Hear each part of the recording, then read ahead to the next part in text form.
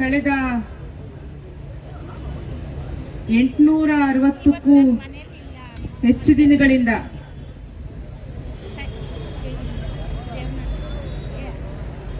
ಭೂ ಸ್ವಾಧೀನದ ವಿರುದ್ಧ ನಡೀತಿರುವಂತಹ ಈ ಹೋರಾಟದ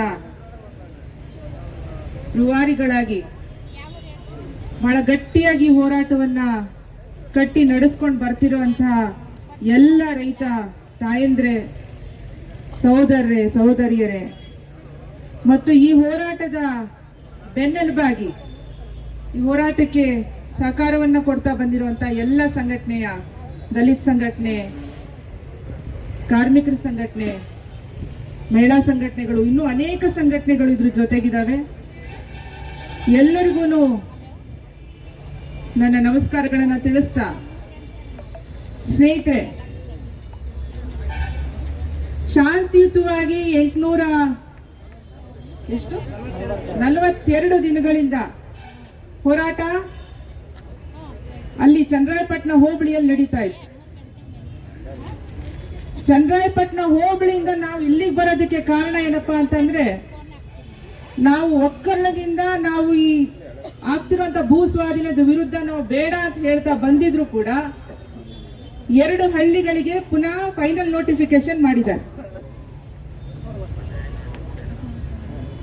ಸರ್ಕಾರ ಯಾವುದಿದ್ರೇನು, ಹಿಂದೆ ಇದ್ದಂತ ಸರ್ಕಾರ ಬಿಜೆಪಿ ಸರ್ಕಾರ, ಈಗಿರುವಂತ ಸರ್ಕಾರ ಜನಪರ ಚಳವಳಿಗಳ ಜೊತೆಗಿದಾವಪ್ಪ, ಬಡವರ ಪರ ಇದೆ, ರೈತರ ಪರ ಇದೆ, ದಲಿತರ ಪರ ಇದೆ ಅಂತ ನಾವೊಂದು ಭ್ರಮೆಯಲ್ಲಿ ಇದ್ವಲ್ಲ, ಆ ಭ್ರಮೆಯನ್ನ ಸುಳ್ಳು ಮಾಡ್ತಿರುವಂತ ಇನ್ನೊಂದು ಸರ್ಕಾರ.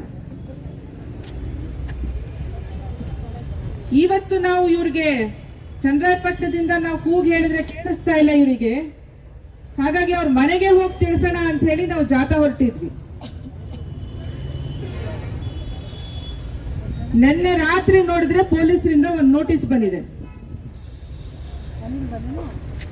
ನೀವು ಮಾಡೋ ಅಂತ ಜಾಥಾಗಾಗ್ಲಿ ಪ್ರತಿಭಟನಾ ಕಾರ್ಯಕ್ರಮಗಳಿಗಾಗ್ಲಿ ನಾವು ಅವಕಾಶ ಕೊಡೋದಿಲ್ಲ ಅಂತ. ಅವಕಾಶ ಕೊಡೋದಕ್ಕೆ ಇವ್ರು ಯಾರು? ಇದು ಪೊಲೀಸರ ರಾಜ್ಯವ? ಇದು ಪೊಲೀಸರು ಆಡ್ತಿದಾರೋ ಅಥವಾ ಇಲ್ಲೊಂದು ಸರ್ಕಾರ ಅನ್ನೋದು ಇದೆಯೋ? ಅದು ಇವತ್ತು ತೀರ್ಮಾನ ಆಗ್ಬೇಕು. ನಮ್ಮ ಭೂಮಿಗೋಸ್ಕರ ನಾವು ಮಾಡ್ತಿರುವಂತ ಹೋರಾಟಕ್ಕೆ ಇವರ ಅವಕಾಶ ನಾವು ಕೇಳ್ಬೇಕಾ? ಇವ್ರು ನಮಗೆ ಅವಕಾಶ ಕೊಡ್ಬೇಕೇನು?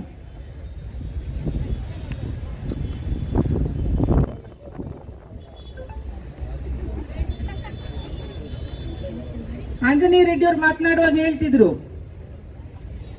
ಮಾನ್ಯ ಕೈಗಾರಿಕಾ ಮಂತ್ರಿಗಳ ಜೊತೆ ಮೊದಲನೇ ಸಭೆ ಅನ್ಸತ್ತೆ, ಅದು ಮೊದಲನೇ ಸಭೆಯಲ್ಲಿ ನಾವು ಹೋದಾಗ, ಅದೆಲ್ಲೆಲ್ಲ ಹೋಗಿದ್ದೆ ನಾನು ಬೇರೆ ಬೇರೆ ದೇಶಗಳಿಗೆ, 50-55 ಒಪ್ಪಂದಗಳಿಗೆ ನಾವು ಸಹಿ ಹಾಕಿ ಬಂದ್ಬಿಟ್ಟಿದೀನಿ, ಎಲ್ಲಿ ಮಾಡೋಣ ಅಭಿವೃದ್ಧಿ? ನಾವು ಆಕಾಶದಲ್ಲಿ ಮಾಡಕ್ಕಾಗತ್ತಾ ಅಂತ ಕೇಳ್ತಾರೆ. ಅಭಿವೃದ್ಧಿ ಅಂದ್ರೆ ಏನ್? ಹಾಗಾದ್ರೆ ಅಭಿವೃದ್ಧಿ ಅಂತಂದ್ರೆ ಏನು? ನಾವು ಬೆಳೀತಿರುವಂತಹ ಬೆಳೆ ಅಭಿವೃದ್ಧಿಗೆ ಸೇರೋದಿಲ್ವಾ? ಹಾಗಾದ್ರೆ ನೀವು ಊಟ ಮಾಡ್ತಿರೋಂತ ಅನ್ನ ಅಭಿವೃದ್ಧಿಗೆ ಸೇರೋದಿಲ್ವಾ? ನಾವಿಲ್ಲಿ ಕರ್ದ ಹಾಲು ಕಳಿಸ್ತಿದೀವಲ್ಲ, ದ್ರಾಕ್ಷಿ ಬೆಳೆದು ಕಳಿಸ್ತಿದೀವಿ, ಹೂವು, ಹಣ್ಣು, ತರಕಾರಿ ಎಲ್ಲವನ್ನು ಬೆಳೆಯುವಂತಹ ಪಿತ್ರಾರ್ಜಿತವಾಗಿ ತಲೆತಲಾಂತರಗಳಿಂದ ಮನೆಗಳನ್ನ ಕಟ್ಕೊಂಡು ವಾಸ ಮಾಡ್ತಿರುವಂತಹ ಹಳ್ಳಿಗಳನ್ನ ನೀವು ನೋಟಿಫೈ ಮಾಡಿರೋದು ಇವತ್ತು. ಇವ್ರು ಯಾರು ಅಭಿವೃದ್ಧಿಗೆ ಏನು ಕಾಣಿಕೆನೆ ಕೊಟ್ಟಿಲ್ಲ ಹಾಗಾದ್ರೆ ನಿಮ್ ಪ್ರಕಾರ? ಯಾರೋ ಹೊರದೇಶದಿಂದ ಬಂದು ಏನೋ ಬಂಡವಾಳ ಹಾಕ್ತಾನಲ್ಲ, ಅದೆಷ್ಟೋ ಕೋಟಿ ಅವನು ಮಾತ್ರ ಅಭಿವೃದ್ಧಿಗೆ ಕಾಣಿಕೆ ಕೊಡ್ತಿರೋದ? ಏನು ನಿಮ್ಮ ಅಭಿವೃದ್ಧಿಯ ಪರಿಭಾಷೆ?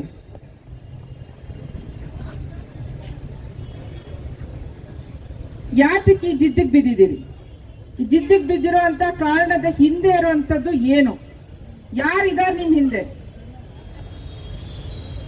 MB ಪಾಟೀಲ್ರಿಗೇನು ಈ ರಾಜ್ಯದ ಅಭಿವೃದ್ಧಿ ಆಗ್ಬಿಡ್ಬೇಕು, ರಾಜ್ಯದಲ್ಲಿ ಉದ್ಯೋಗಾವಕಾಶ, ಕೃಷಿ ಬಿಟ್ರೆ ಉದ್ಯೋಗಾವಕಾಶ ಕೊಡುವಂತಹ ಕ್ಷೇತ್ರ ಇನ್ನೆಲ್ಲಿದೆ ಸ್ವಾಮಿ? ಕೃಷಿ ಕ್ಷೇತ್ರದಲ್ಲಿ ಉದ್ಯೋಗಾವಕಾಶ ಸೃಷ್ಟಿ ಮಾಡಿರುವಂತಹ ಅಷ್ಟು ಬೇರೆ ಕಡೆ ಎಲ್ಲಿ ಉದ್ಯೋಗಾವಕಾಶಗಳು ಸೃಷ್ಟಿಯಾಗಿದ್ದಾವೆ?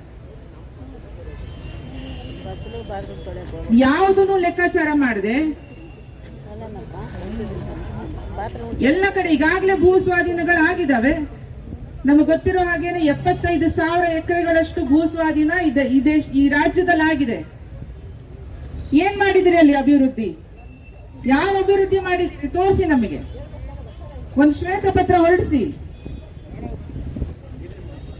ಯಾಕೆ ನಿಮಗೆ ಮೂಡ ಹಗರಣದ ಬಗ್ಗೆ ಮಾತನಾಡಕ್ ಸಮಯ ಇದೆ, ವಾಲ್ಮೀಕಿ ನಿಗಮದ ಹಗರಣದ ಬಗ್ಗೆ ಮಾತಾಡಕ್ ಸಮಯ ಇದೆ, ಲ್ಯಾಂಡ್ ಬ್ಯಾಂಕ್ ಹಗರಣದ ಬಗ್ಗೆ ಮಾತಾಡಕ್ ಸಮಯ ಇಲ್ವಾ ವಿಧಾನಸಭೆಯಲ್ಲಿ?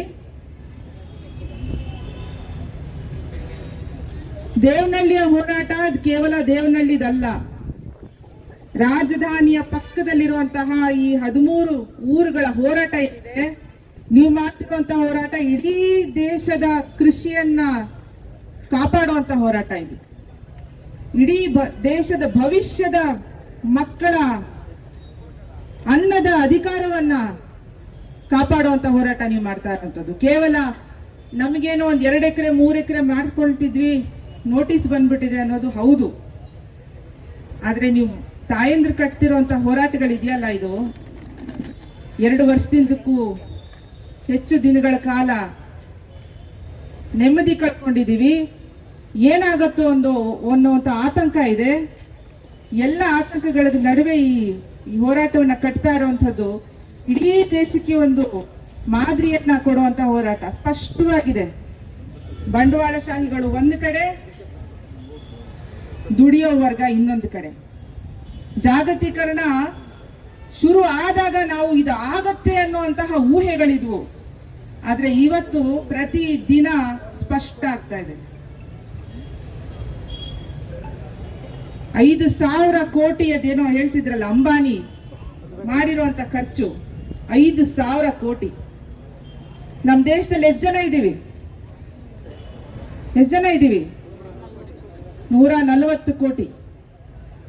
ಒಬ್ಬೊಬ್ರಿಗೆ 1 ಕೋಟಿ ಕೊಟ್ಟಿದ್ರು 140 ಕೋಟಿ ಜನಕ್ಕೆ 1 ಕೋಟಿ ಬಂದಿರೋದು. ಒಂದು ಮಗನ ಮದುವೆ ಮಾಡೋದಕ್ಕೆ 5,000 ಕೋಟಿ. ಈ ತರದ ಒಂದು ಊಹೆನೆ ಮಾಡ್ಕೊಳಕ್ ಆಗದೆ ಇರುವಂತಹ ಒಂದು ಶ್ರೀಮಂತಿಗೆ, ಅಸಹ್ಯ ತರುವಂತ ಒಂದು ಶ್ರೀಮಂತಿಗೆ ಒಂದು ಕಡೆ ಆದ್ರೆ, ನಾವು ಅನ್ನ ಬೆಳಿತಿದ್ರು ಕೂಡ 3 ಹೊತ್ತು ನಾವು ಹೆಂಗಪ್ಪ ಅನ್ನಭಾಗ್ಯ ಅಕ್ಕಿ ಕೊಟ್ರೆ ಸಾಕು, BPL ಇದು ಕೊಟ್ರೆ ಸಾಕು, ಆಯುಷ್ಮಾನ್ ನಮ್ಗಿದೆಯೋ ಇಲ್ವೋ, ಈ ತರದ ಸುತ್ತ, ಈ ಕಾರ್ಡ್ಗಳನ್ನ ಸುತ್ತ ನಾವು ಒದ್ದಾಡ್ತಿರುವಂತ ದುಡಿಯೋ ವರ್ಗ ಇದೊಂದು ಕಡೆ. ಹಾಗಾಗಿ ಮುಖ್ಯಮಂತ್ರಿಗಳ ಸಲಹೆಗಾರರು BR ಪಾಟೀಲ್ರು ಬರ್ತೀನಿ ಅಂತ ಹೇಳಿದ್ದಾರೆ. ಇನ್ನೇನು ಇಷ್ಟರಲ್ಲೇ ಬರ್ಬಹುದು. ಈಗ ಬೆಂಗಳೂರು ಬಿಟ್ಟಿದಾರಂತೆ. ಸ್ಪಷ್ಟವಾಗಿ ಹೇಳಿ ಕಳ್ಸೋಣ, ಇದು ಡಿನೋಟಿಫೈ ಆಗಲೇಬೇಕು.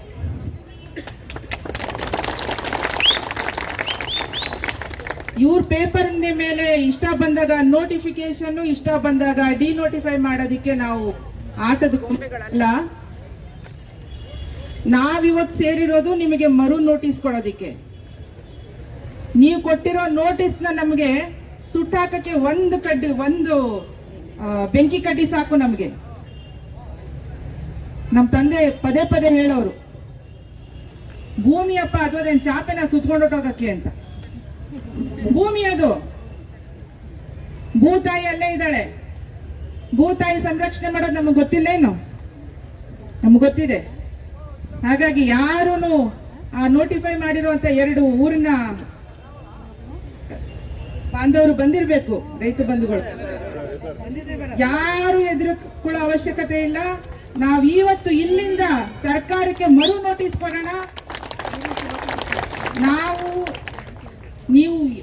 ನಾನು ಹೇಳೋ ಮಾತಲ್ಲ, ಅವತ್ತು ಮೀಟಿಂಗ್ ಅಲ್ಲಿ ಯಾರು ಹೇಳೋದು ಮಾತು, ಪರಿಹಾರ ಜಾಸ್ತಿ ಬೇಕಂದ್ರೆ ಕೊಡ್ತೀವಿ ಅಂದ್ರೆ MB ಪಾಟೀಲ್ರು. ನಮ್ಮ ಅಣ್ಣ ತಮ್ಮಂದ್ರಲ್ಲಿ ಒಬ್ರು ಹೇಳಿದ್ರು, 10 ಕೋಟಿ ಕೊಡಿ ಸ್ವಾಮಿ, 1 ಇಂಚು ಭೂಮಿ ಕೊಡಲ್ಲ ಅಂತ. ಅದನ್ನ ಹೇಳಕ್ ಬಂದಿದ್ದೀವಿ ನಾವು ಇವತ್ತು. ಹಾಗಾಗಿ ಈ ಚಳವಳಿ, ಈ ಹೋರಾಟ ಗೆಲ್ಲಲೇಬೇಕು. ಮುಂದಿನ ನಮ್ಮ ಮಕ್ಕಳ ಭವಿಷ್ಯಕ್ಕೋಸ್ಕರ, ಮಕ್ಕಳ ಅನ್ನದ ಸ್ವರಾಜ್ಯಕ್ಕೋಸ್ಕರ ಗೆಲ್ಲಲೇಬೇಕು. ಗೆಲ್ಲಿಸೋಣ. ನಮಸ್ಕಾರ. ಧನ್ಯವಾದಗಳು.